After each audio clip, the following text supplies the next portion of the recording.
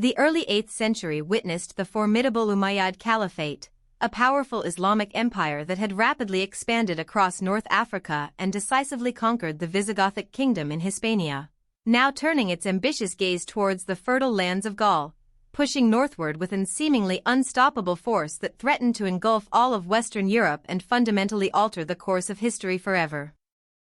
As their well-equipped armies, driven by religious fervor and military skill, crossed the towering Pyrenees Mountains and swept through the region of Aquitaine, leaving a trail of destruction and subjugation in their wake, which prompted Duke Odo of Aquitaine, overwhelmed by the sheer might and speed of the invaders, to suffer a crushing defeat near Bordeaux, forcing him to desperately appeal for aid from his old rival, Charles Martel, the influential mayor of the Palace of the Frankish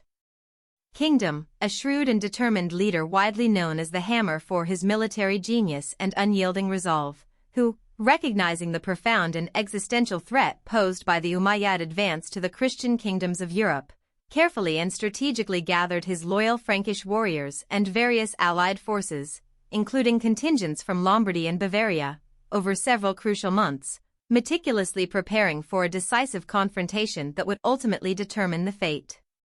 of the entire continent.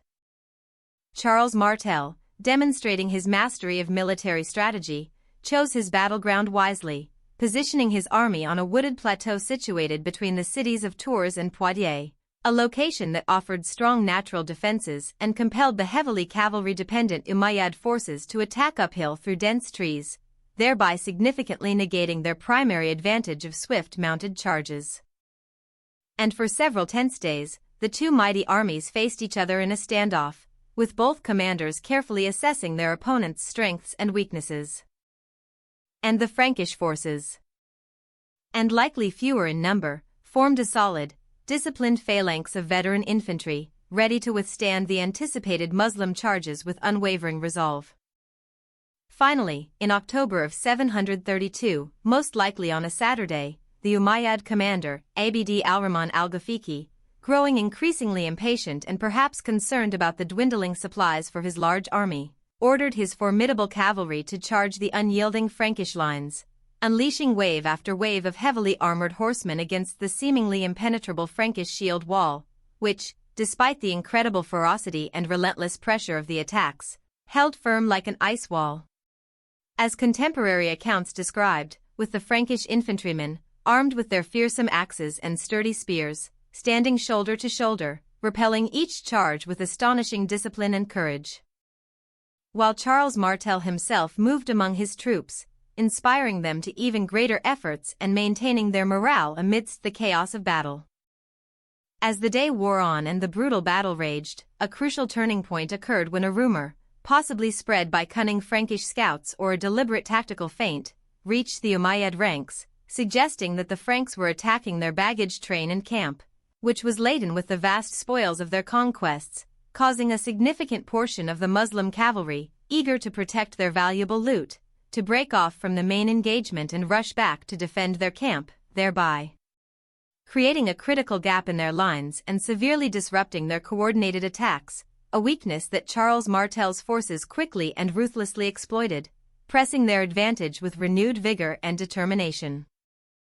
In the ensuing chaos and disarray, Abd al-Rahman al-Ghafiqi, desperately attempting to rally his retreating troops and restore order to his fragmented army, was surrounded and ultimately killed by Frankish soldiers, his death sending a profound shockwave through the Umayyad army and leading to a full-scale rout.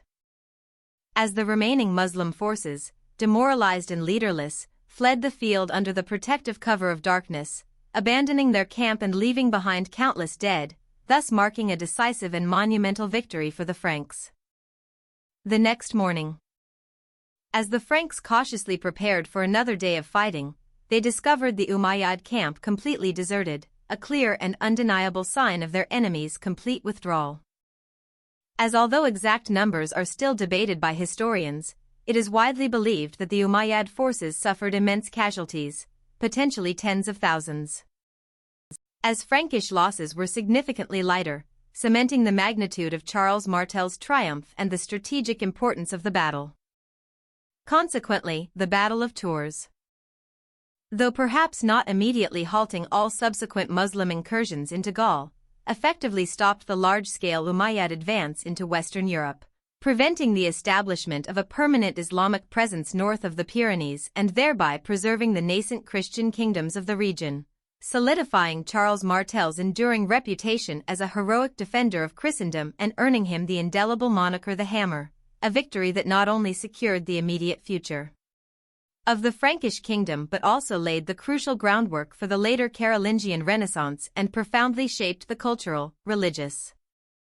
though political landscape of medieval Europe for centuries to come, becoming a pivotal moment that many historians consider one of the most important battles in world history, a true turning point where the very fate of a continent hung precariously in the balance.